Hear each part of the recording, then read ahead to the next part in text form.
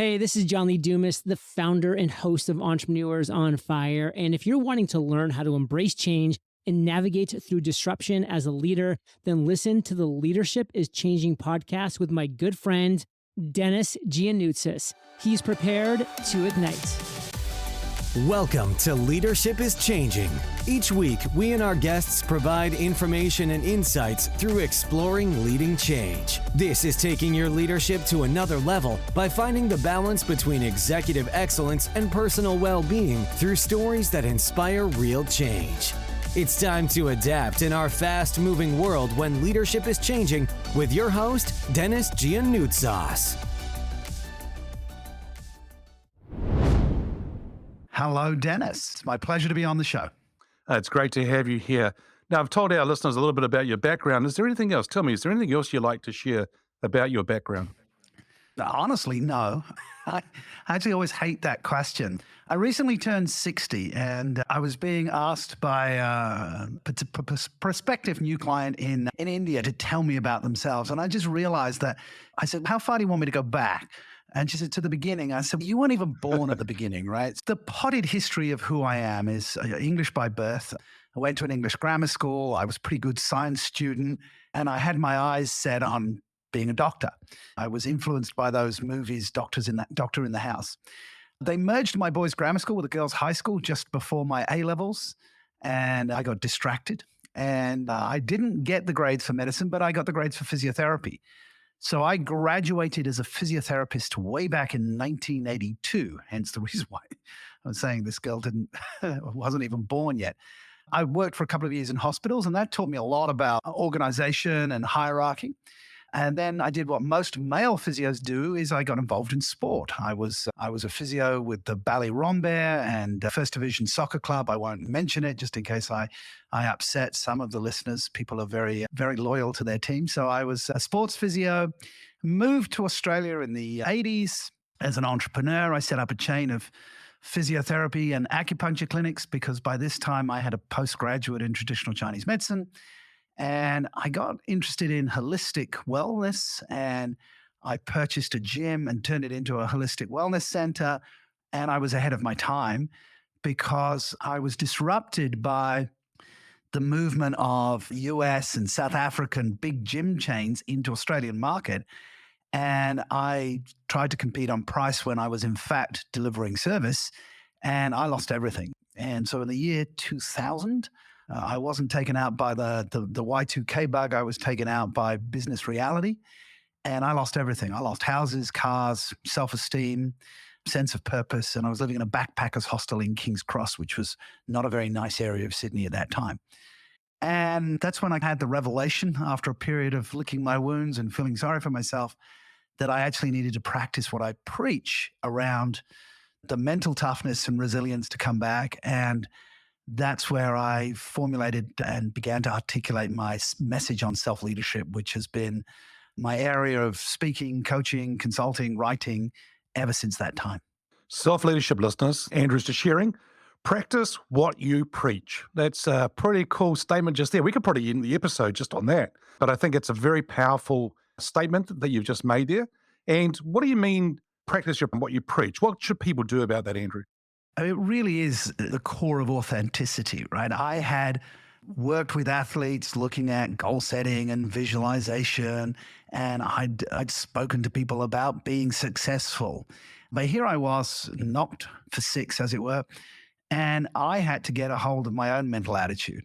And thankfully, I had previously read Viktor Frankl's Man's Search for Meaning, where he talks about that the last of all human freedoms is the freedom to choose our own attitude. And of course, that really is the heart of self-leadership. And so I had to face my reality. And I use an acronym now with my clients: accept the reality. It is what it is. There's no point complaining that it's not fair. I have to accept this is the reality. I have to adjust my behaviors if I want to advance. So accept, adjust, and advance. And the definition that I use with my co-author of a 2012 book we wrote on the topic of self-leadership is the practice of intentionally influencing your thinking, feeling, and actions towards your objectives.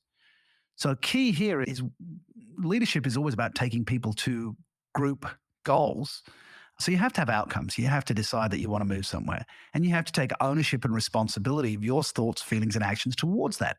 Nobody's going to turn up on a white horse and rescue you. You got to do it yourself to the most part. That doesn't mean you don't reach out and ask for help, but you ask for help in a way that, hey, I'm doing this. Will you join me in the endeavor? Not will you do it for me? And the key of the definition is it's the practice of intentionally influencing. The great Zig Ziglar, the sales motivational speaker of the United States, used to talk about motivation is like taking a shower. The effect is not permanent. And just self-leadership is a daily practice. Every day that you wake up, you open your eyes, you take a shower, you get your clothes on, you go to work, or you look after your family, whatever it is that you do, you start anew. You have to get your attitude right, and then you have to get your actions right. Yeah, excellent. And Andrew, when you've been sharing that, is that actually how you got into leadership, that through losing the other business and so forth and then getting into the leadership side, or was there something else that got you into leadership? It was a little bit of both. So I'd already before the collapse of my business, I'd already started speaking and I'd spoken at various business conferences. After I lost everything, I was building back my consulting business. And I came to the attention of a managing director of a company who realized that as a physiotherapist, I'd helped his sports team improve. And he said, well, why don't you come and work with my management team because they suck? And and the interesting thing was I turned up with a tabula rasa, a blank sheet of paper, unlike consulting companies who turn up with their methodology and prescribe them. I went with a curiosity, and I'd learned NLP modeling skills, and I had my background in traditional Chinese medicine looking at what are the influences that create the reality.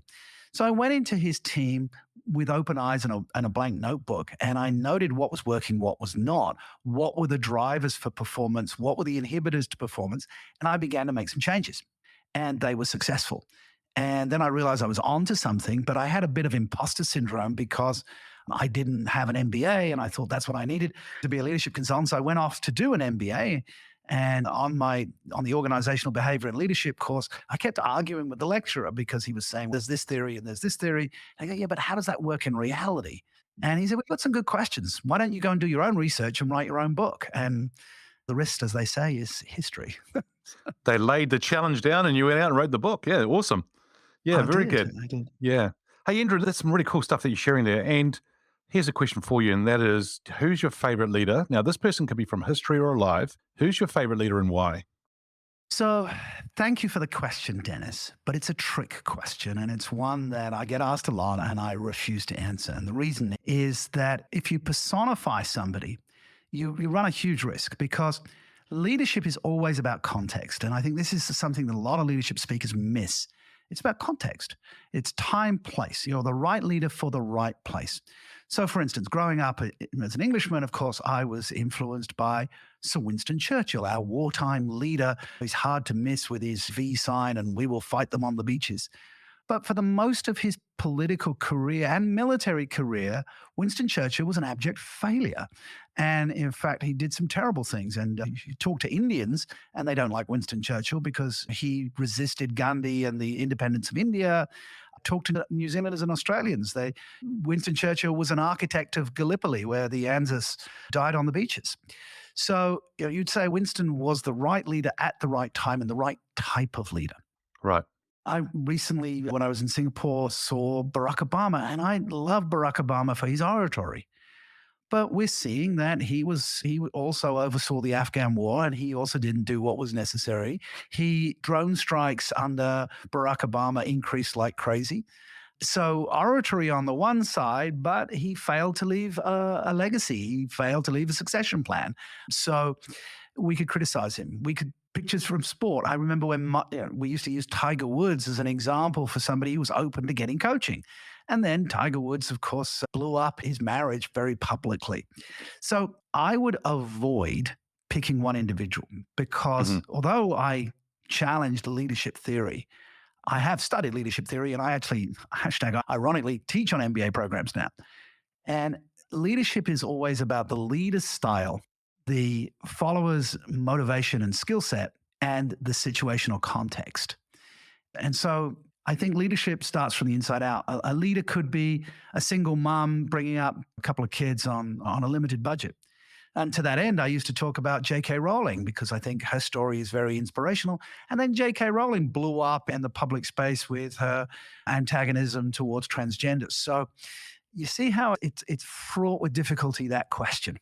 Andrew, stop talking about these leaders because they keep blowing up after you talk about them. I know it's quite funny how it all is. And what I'm getting from this is that for all of us as leaders, we can become leaders based on the context and what's going on in the situation. And of course, we can learn from everybody and take those learnings and do something with it, which is really important for us.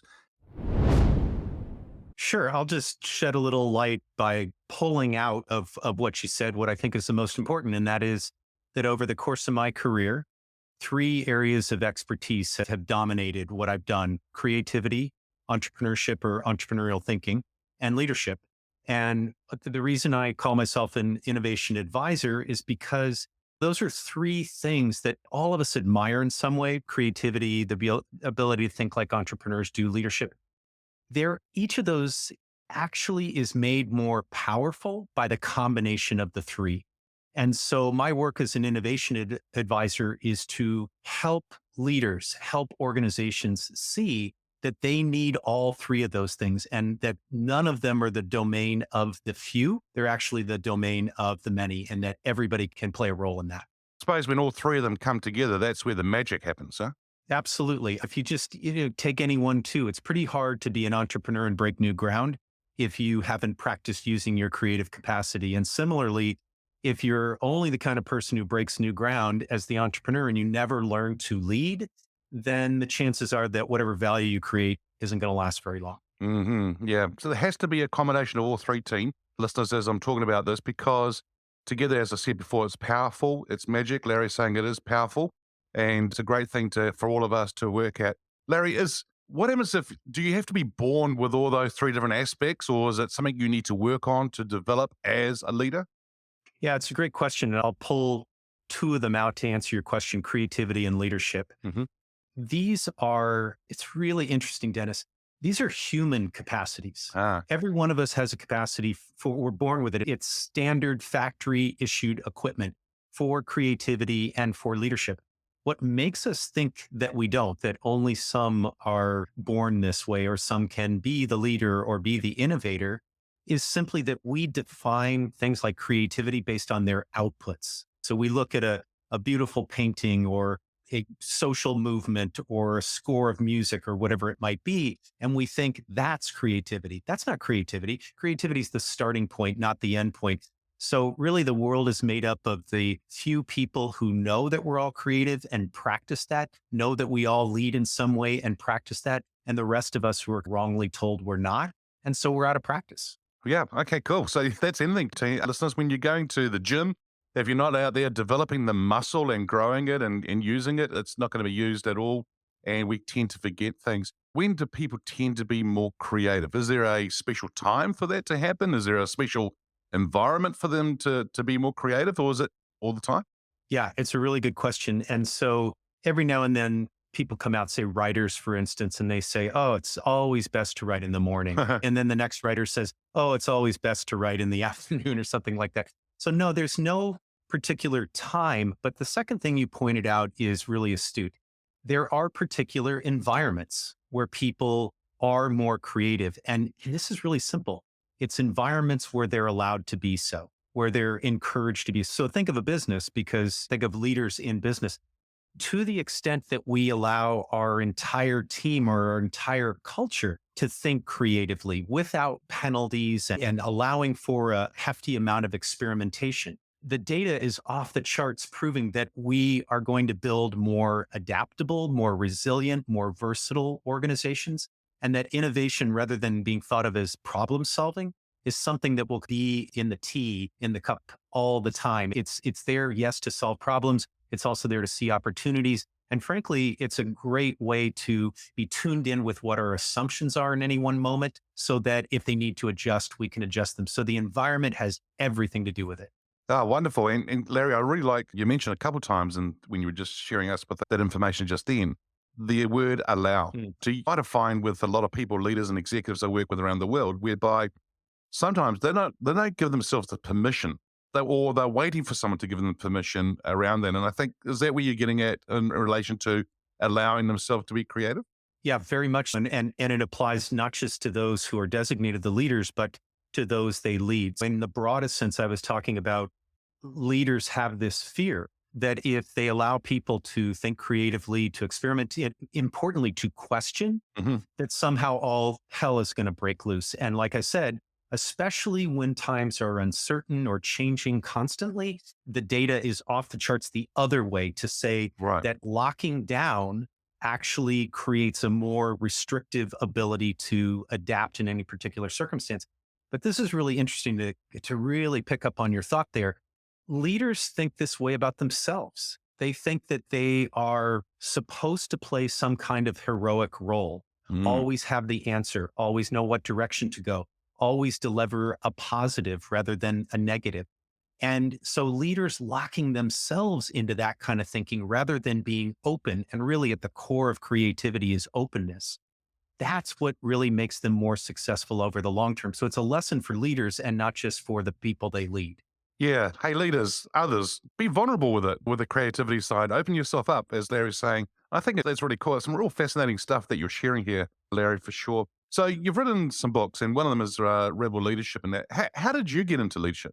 I listened to quite a few of your episodes, and I would say that I come at the answer to that a bit differently than some of your guests, because I've been in both angles of leadership, the more traditional roles, playing a leadership role in different organizations as a founder, as a member of startup teams and otherwise. But I've also been in this position of advising leaders, guiding them, researching leadership and where it's effective, especially when leaders are under pressure. So that's in my role as an advisor, but also as a board member, an investor in different organizations, and in my writing roles. And so it's that combination of things that has always had me realize that you need to take a 360-degree view of leadership. And I feel like I've experienced that by being in those various roles, but I also feel that my mission professionally in life has become to remind people that they can't just see it from one perspective, from the top down or the bottom up, or even from the outside looking in. You've got to look at leadership in that broader 360-degree view if you want to understand how to effectively lead. Yeah. And yeah, good points, because I think the 360-degree assessment or view, as you say, is very important. We can catch ourselves out, we'll be caught out if we don't actually take that 360-degree view. And I think what you're saying there, Larry, is that for a lot of leaders, when their back's up against the wall, in other words, there's a lot of pressure, crisis, things going on for them, there's like this other person comes out out and goes, ta-da! And everyone goes, where was that person? And it may not always be a good thing. And I think I like what you're saying is a 360-degree view of leadership is really important. Yeah. And I'll add one thing to that. There's an HR approach, a human resources approach called the 360-degree review. That is not what I'm talking about here. So that's a tactic that says, gee, let's look every now and then at the end of a quarter, at the end of a year, and let's take this 360-degree temperature reading of how I'm doing as a leader or how every member of the team is doing. I'm talking about living this. I'm talking about having that 360-degree view every single day of the year, not just of yourself, not just inbound people critiquing you and saying positive and negative or whatever. No, it's thinking in 360 degrees what leadership really means. And what leadership really means is not this big equal sign between the leader and leadership. Leadership is something bigger, and it encompasses the whole organization. That's where the 360 comes from. Wow. Hey, listeners, it's not a tick in the box that we're talking about here. It is actually bring it to life. And actually, as Larry's saying, living it and being their leader. But it's the way we think about things. It's the way we look at things. It's the way we do things. It's everything. It's the whole package rather than just a tick in the box, because it's a review time. And that's where a lot of people do that. So yeah, it's really quite interesting. Thank you for listening to this episode of Leadership is Changing with your host, Denis Gianoutsos. Each week, we and our guests provide information and insights through exploring leading change, inspiring executives and leaders to adapt and lead a bigger game in a fast-moving world.